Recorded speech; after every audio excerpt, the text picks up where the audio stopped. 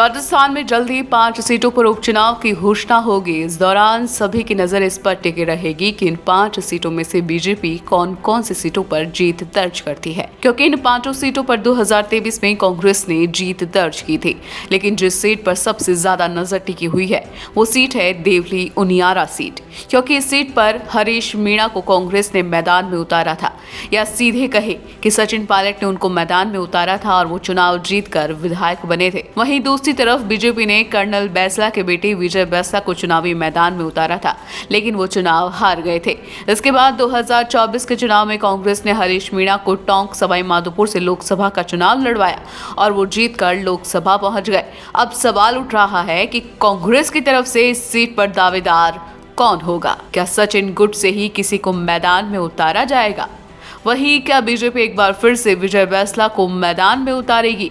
ये लगभग तय माना जा रहा है कि बीजेपी के प्रत्याशी विजय बैसला ही होंगे।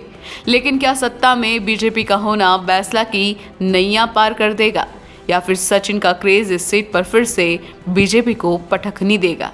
जब ये सवाल विजय बैसला से पूछा गया कि सचिन पायलट और हरीश मीणा कह रहे हैं कि इस सीट पर फिर से कांग्रेस प्रत्याशी जीतेगा, तो विजय बैसला ने सचिन पायलट और हरीश मीणा के खिलाफ एक शब्द भी नहीं बोला और कहा कि वो किसी एक नेता की बात नहीं करना चाहते, वो कांग्रेस की बात करना चाहते हैं। दरअसल विजय बैसला भी ये अच्छे से जानते हैं कि सचिन पायलट के खिलाफ कुछ भी बोलना गुर्जर वोटर्स को नाराज कर सकता है। वहीं हरीश मीणा पर टिप्पणी मीणा वोटर्स को नाराज कर सकता है और देवली उनियारा सीट पर इन दोनों ही जातियों के वोटर्स का कब्जा है।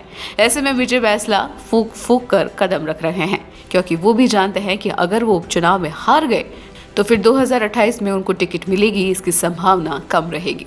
इसलिए ये उनके सियासी करियर के लिए बेहद महत्वपूर्ण चुनाव है। लेकिन ये लगभग तय है कि इस सीट से विजय बैसला ही चुनाव लड़ेंगे। लेकिन कांग्रेस किसको मैदान में उतारेगी, नजर इस बात पर टिकी हुई है।